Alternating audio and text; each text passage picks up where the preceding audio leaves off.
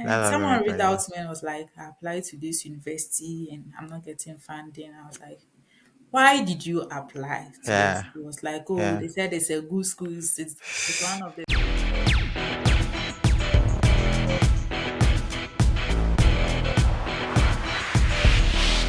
All right, before we start, consider subscribing to the channel. This helps me so much. Thank you. Me hearing about the fact that you had to go through three admission interviews, I'm like, man, which means that you have a lot of experience in terms of the process because you were able to convince them with why you deserve to be given admission and also the GA, like all these things.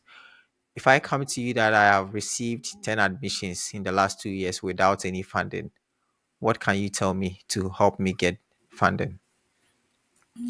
Okay, so one thing that I'll tell you, I would advise is that you search for schools Mm, because there are some schools they do not give funding. yeah. Yeah, even the acceptance rate alone will scare you. Mm, So when you are considering schools, you have to take into consideration all these things, the acceptance mm, rates, the rate at which they give financial support to yeah. students. You don't just apply to the Yeah. school because you've heard a friend went Yeah. to that school, or maybe you were just Mm, glancing through some posts and you're like, hey, school, where you feel like. yeah. And That's very someone reached out funny. to me and was like, I applied to this university and I'm not getting funding. I was like, why did you apply to this? Yeah. It was like, oh, Yeah. they said it's a good school. It's one of the They most, said. the big schools. And I was like, no, that's your problem. Yeah. Like, because even in Ghana, you cannot say, oh, I want to go to, let's say, there are public institutions in Ghana and there are private. It's, oh, Mm, I want to go to Valley View because I say Valley View, the place is nice. Meanwhile, you know you cannot afford their exactly. tuition. Yeah, so you have to take into consideration all these things before you apply. Mm, Then also, maybe the school as a school that offers funding, gives funding, but then you do not have a good GP or something. mm, So maybe I will recommend that yeah. you how do is it the WS Yeah. Where's waiver? evaluation? Where's Yeah, so evaluation? you have to Or also try GRE? and evaluate your transcript in order for you to Yeah. get a good GPA to apply for Mm, funding. Yeah. Yeah. mm. Because my school is it's mandatory. You have to even if you have a good GPA, they still have to evaluate it. So you evaluated your transcript. It was waived for me. So you submitted your transcript and then they evaluated your transcript for They you. evaluated it. But why was it waived for you? It wasn't Was it waived for everybody or just you? just me. Like people, they didn't waive it for them. They had to do it. So what is special about you? Tell me. I don't know. I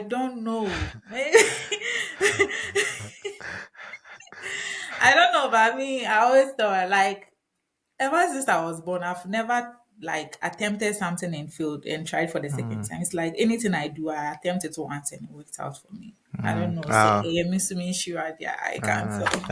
That's Yeah. good. That's good. So Wow. when I'm considering something like someone, so let me do two or three and see near. But for me, I just tell myself, oh, I'll just do one and it will perfectly work. There's Mm, no try again for me. So yeah, that's good.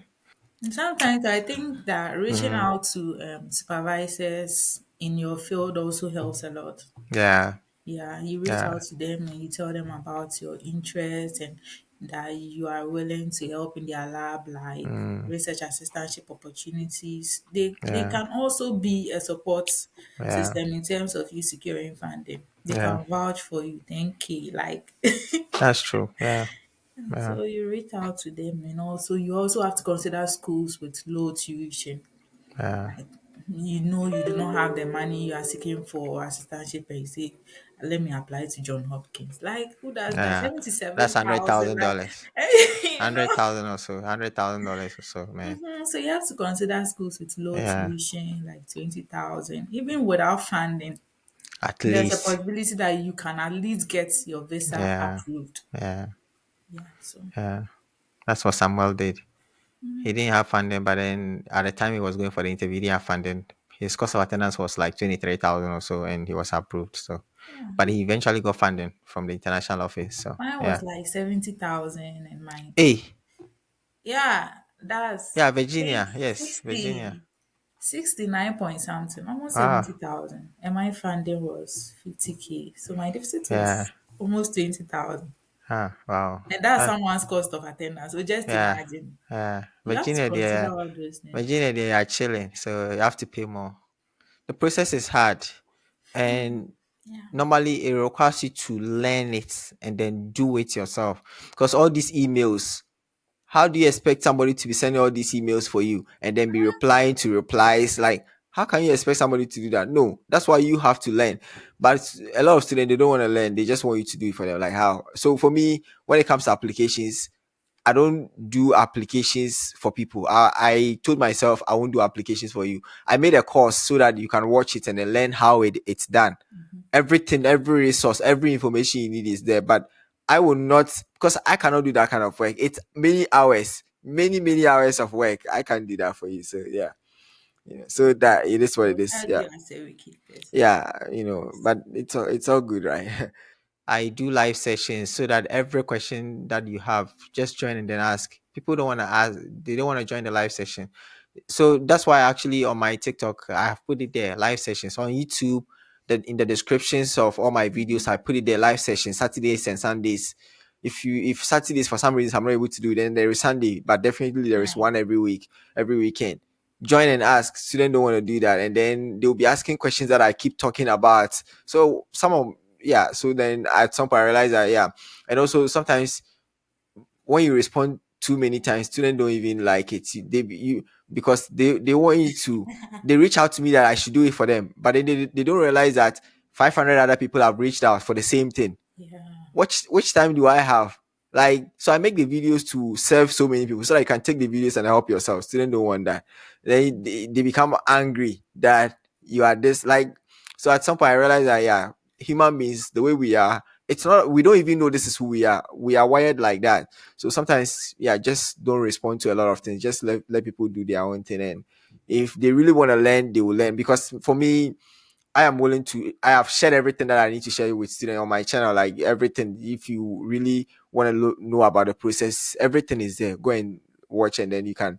But students don't want to. Yeah, it is what it is.